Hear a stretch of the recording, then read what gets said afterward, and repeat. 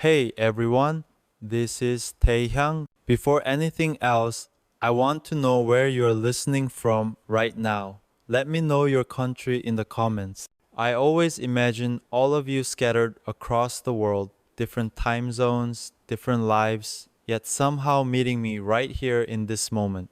I'm leaving Korea, and I want you to come with me, not to chase stages, not to count charts, not to measure success by numbers anymore. I'm talking about living in a way that goes deeper than geography, leaving the noise, leaving the constant echo of expectations, leaving the version of myself that has been running for so long that he forgot what stillness feels like. With you, only you, somewhere quiet, somewhere where mornings arrive without alarms screaming responsibilities into my ears, somewhere far from flashing cameras and carefully rehearsed smiles, somewhere life feels less like a performance and more like breathing again. For most of my life, movement has been everything: schedules, rehearsals that never truly ended, flights that blurred together until airports felt more familiar than home, homes that felt temporary, suitcases that never fully unpacked. I lived surrounded by sound fans, music, love, expectations, and I am deeply grateful for all of it, truly from the bottom of my heart. But there is a kind of tiredness that sleep doesn't fix anymore. A tiredness that settles in your mind first, then slowly moves into your heart, your bones, your breath. A tiredness that doesn't ask for rest loudly, but waits patiently until you can no longer ignore it. I grew up dreaming of music, of dancing, of being seen and heard, of standing on stages I once thought were impossible, and somehow, through BTS, that dream became real.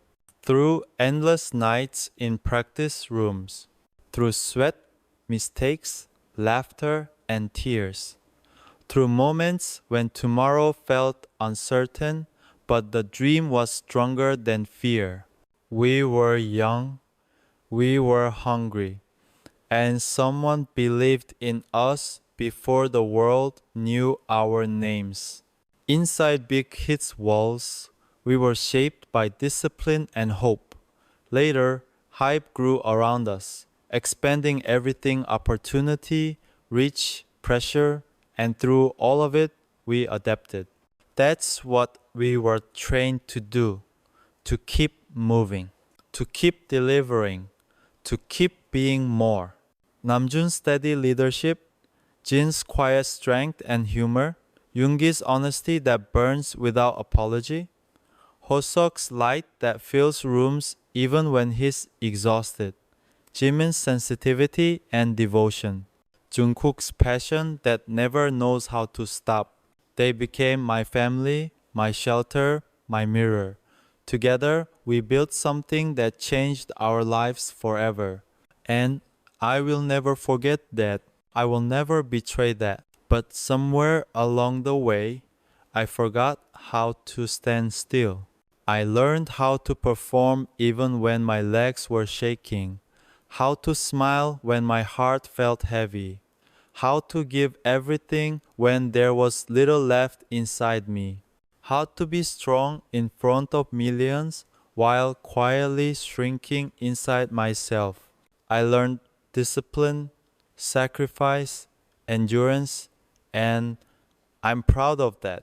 I will always be proud of that.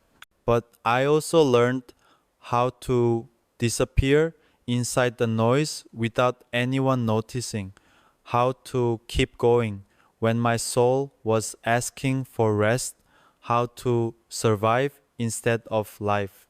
There are moments late at night when the stage lights go off, when the cheers fade, when the adrenaline finally leaves your body, when the room grows quiet and all that's left is your breath and your thoughts. That's when time feels heavy.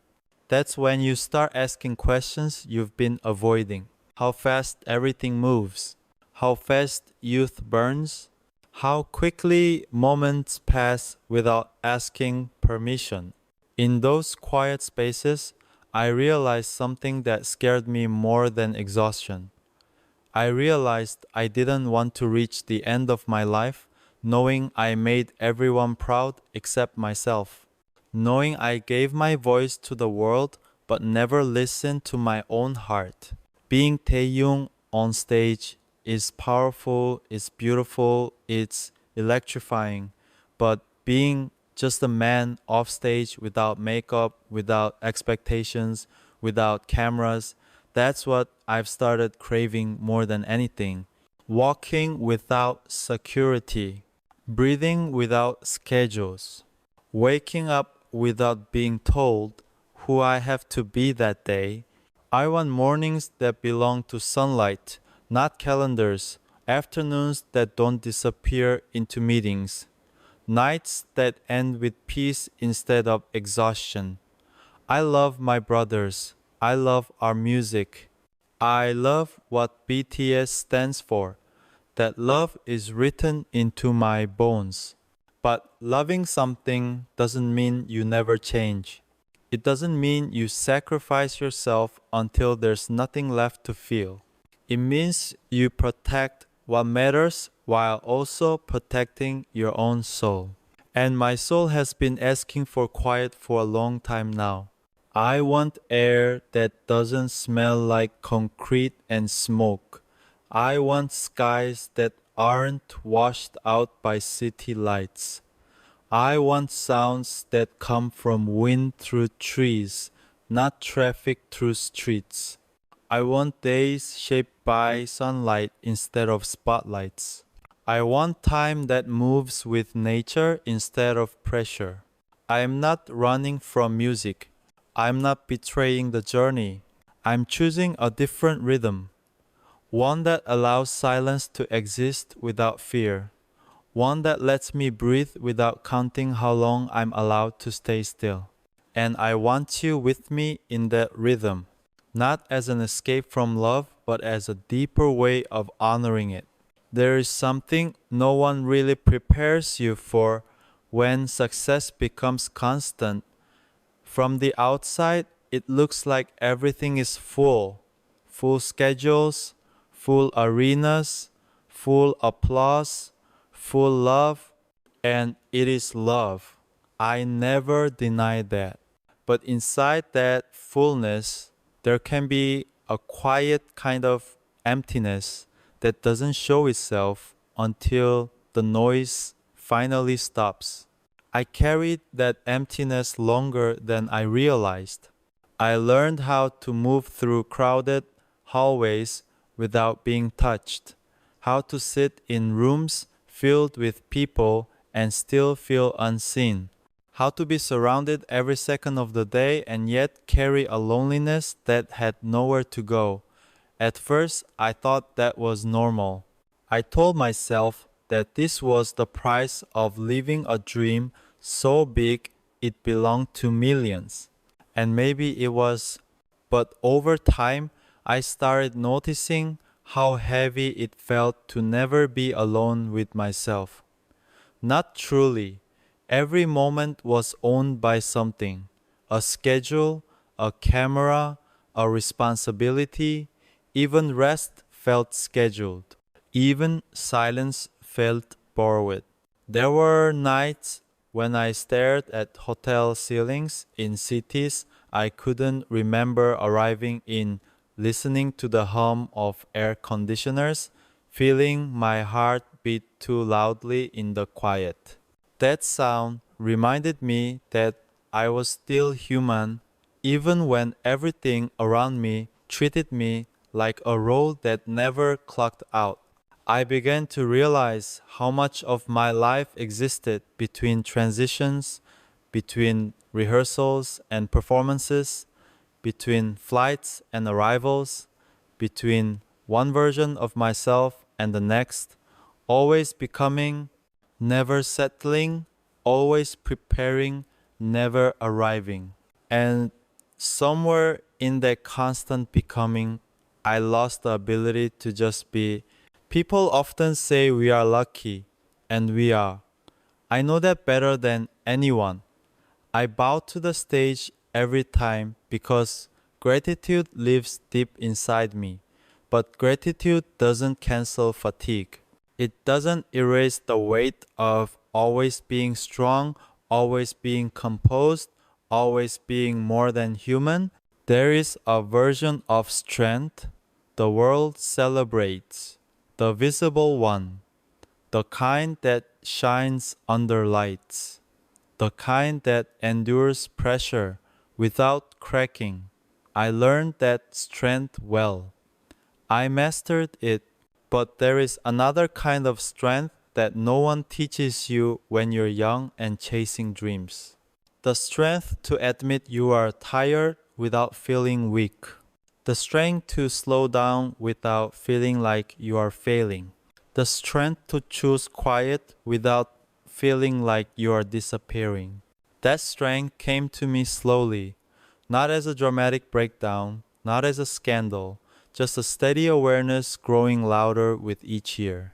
A whisper that returned every time the music stopped and I was left alone with myself. I started thinking about time differently, about how fast it moves, no matter how successful you are, about how youth doesn't announce when it's leaving, about how moments you assume will always be there quietly pass while you're busy surviving something beautiful but exhausting. There were conversations late at night with Namjoon in studios that smelled like coffee and dust. Conversations about leadership, about responsibility, about how carrying others sometimes means carrying guilt that no one sees. There were quiet moments with Yoongi where honesty arrived slowly but stayed heavy, where words didn't try to fix anything, only name it. There was Hoseok's laughter filling rooms like sunlight even on days when I knew his energy was running low. There was Jimin's empathy, always feeling more than he showed. There was Jungkook pushing forward with a fire that never rests, not knowing how to slow down because the world always asked him to be more. And Jin holding humor like armor, reminding us how to smile even when years weighed heavy on our shoulders. We grew together inside those walls. We were shaped by repetition, sharpened by sacrifice, and I don't regret any of it, not for a second. But growing together doesn't mean we don't feel the cost differently as time passes. As the years went on, I noticed my body asking for gentler mornings, my mind no longer racing the way it used to, my heart finding less satisfaction in applause alone. I didn't feel broken, I felt changed. And that scared me because change threatens the rhythm that carried you this far. It asks questions you don't have time to answer when everything depends on momentum. So I kept moving, I kept performing, I kept giving the world what it expected from me. But endurance without rest doesn't turn into strength, it turns into something quieter, a kind of suffering that doesn't scream, it just waits. I felt it in my bones, in the way exhaustion lingered longer than before, in the way silence after schedules felt heavier instead of relieving, in the way my thoughts at night shifted from stages and songs to seasons and time and all the things I hadn't lived yet. I thought about how many sunsets I had watched through glass instead of open air, how many meals were eaten quickly between obligations, how many conversations were cut short by urgency? How many connections were asked to survive on fragments because time was always taken by something louder? There are regrets that come from failure, and there are regrets that come from success. No one prepares you for the second kind because the world celebrates while you quietly grieve what slipped away unnoticed. I smiled on stage. I bowed. I gave everything I had left because that's what I promised to do. That's what BTS has always done. We never betrayed the stage. We never betrayed the people who believed in us. But inside that beauty, there was also a weight no spotlight ever showed. A weight that sat on my chest when the doors closed and the room grew quiet. When the only sound left was my own breath asking for something softer. I began to understand that loneliness isn't always about being alone. Sometimes it's about not being fully seen where you are most visible. About giving the world everything and still feeling like a part of you remains untouched. And that untouched part of me started asking for a different life. Not a smaller one, just a truer one. I wasn't ready to answer it yet, but I could no longer pretend I didn't hear it. There is a moment in life when exhaustion stops feeling temporary, when it no longer feels like something you can fix with one good night of sleep or a short break between schedules. It becomes a companion, quiet, persistent, always there, even on days that look bright from the outside. I reached that moment without collapse, without drama, without anyone noticing. From the outside, everything still worked. The performances were strong, the smiles were convincing, the applause was loud, but inside, something had shifted. The noise that once felt like oxygen began to feel like a storm that never fully left my ears, even in silence. I realized I had learned how to survive pressure, but I had never learned how to rest without guilt. Inside this industry, stillness feels dangerous, as if slowing down means being forgotten, as if pausing means betraying everything that brought you here. So we learn to fear quiet even when our souls beg for it. Inside Big Hit, inside the system that later became Hype, everything is built on movement, growth, expansion, momentum, and I understood that rhythm well. I adapted to it. I became part of it, one of its most visible faces, and I was proud of that era.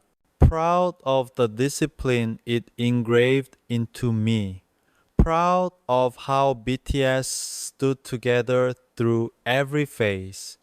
Proud of how we carried pressure without letting it break us. But pride alone cannot refill what constant output slowly drains.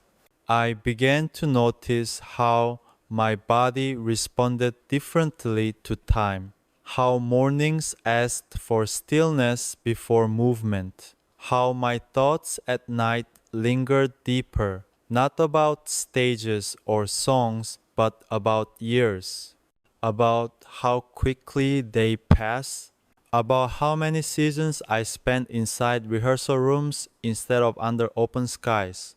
Fame teaches you how to be surrounded at all times, how to exist inside constant motion, how to always be needed by something bigger. And in that process, it quietly erases the idea of stillness. It teaches you that being needed by the world is the highest form of value. But no one tells you what happens when being needed by the world begins to sharpen the absence of being needed by one heart. I started to understand that presence without connection is the loudest kind of silence. And I had been living inside that silence for years without knowing how to name it. There were relationships that tried to grow in between flights, in between comebacks, in between rehearsals and interviews. Feelings that were sincere but always asked to survive on fragments, on promises postponed, on affection delivered through exhaustion. And no matter how real the emotion was, it was never enough to build something that could breathe on its own. Not because the love was false, but because time was always taken by something louder. I watched connections fade quietly, without fights, without closure, just slowly dissolving under the weight of absence. And with each one, I told myself it was necessary, that this was the cost of a dream bigger than personal comfort. But costs accumulate, even when you accept them willingly. There are regrets that come from choosing wrong, and there are regrets that come from choosing what the world praises while quietly losing what the heart needed. The second kind leaves no obvious scars, but it settles deep. I lost simple things without realizing when they slipped away. Slow mornings, dinners without countdowns, conversations that weren't interrupted by urgency. The feeling of belonging to one place longer than a few nights at a time. The feeling of being chosen not because I was Kim Taehyung of BTS, but because I was simply a man whose presence mattered on its own. Inside those years of constant motion, I learned precision, control, reliability beyond emotion. And while those lessons shaped me into who I am today, they also taught me how to place my own needs last without ever questioning it. Now I feel the weight of all those postponed needs pressing against my chest, asking to be acknowledged at last.